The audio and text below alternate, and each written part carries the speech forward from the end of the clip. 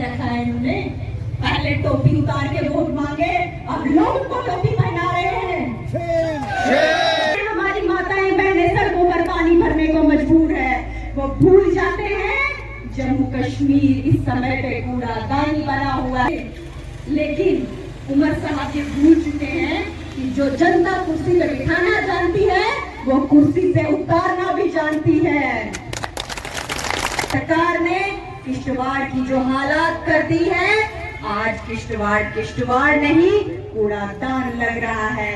आपने देखा ही होगा जगह जगह कूड़े के ढेर पड़े हुए हैं। लेकिन उमर साहब की निकम्मी सरकार गूंगी बहरी अंधी हो चुकी है, जिन्हें ना तो कुछ दिखाई देता है, ना तो कुछ सुनाई देता है और ना ही कुछ कहा जाता है।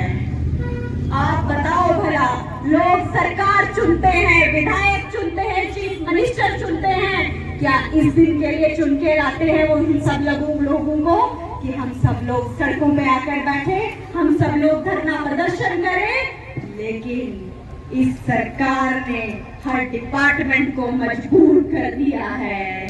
अपने प्रोटोकॉल में थोड़ी सी कमी क्या आ गई, उमर साहब प्राइम मिनिस्टर से कह रहे हैं मेरा डिवोशन हो गया, मेरा वीआईपी प्रोटोकॉल डाउन हो गया। लेकिन क्या हाल है यूटी का, ये उनको दिखाई नहीं देता। पता नहीं कौन सी आंख मिचोली वो खेल रहे हैं और इस आंख मिचोली में जम्मू कश्मीर के लोग किस तरह पिस रहे हैं, ये उमर साहब को नहीं दिखाई देगा। भला दिखाई क्यों देगा, सुनाई क्यों देगा?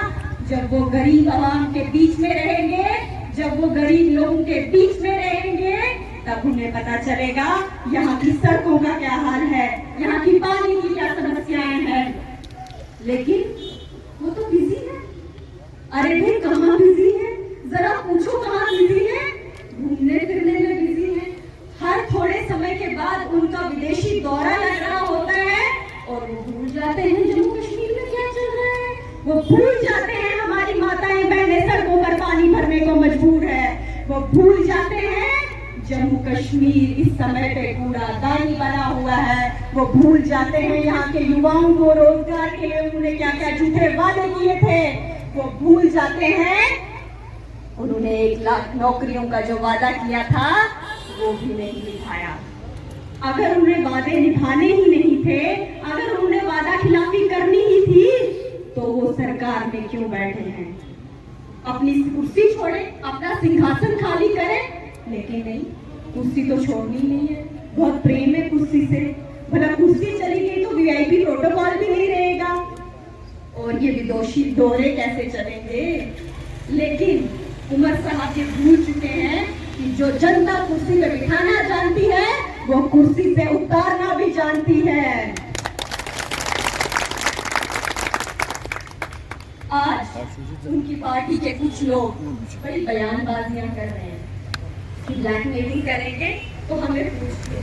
आप बताइए भला, आपकी पार्टी का कोई सरबराह होता है, वो किस लिए होता है? वो ब्लैकमेलिंग को प्रमोट करने के लिए होता है।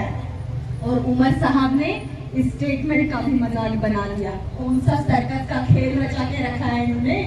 पहले टोपी उतार के वोट मांगे, अब लोगों को टोपी पहना रहे हैं। क्या इस दिन के लिए सरकार को चुना था? क्या इस दिन के लिए लोगों ने सोचा था कि गवर्नमेंट बनेगी और जम्मू कश्मीर की समस्याओं का हल होगा?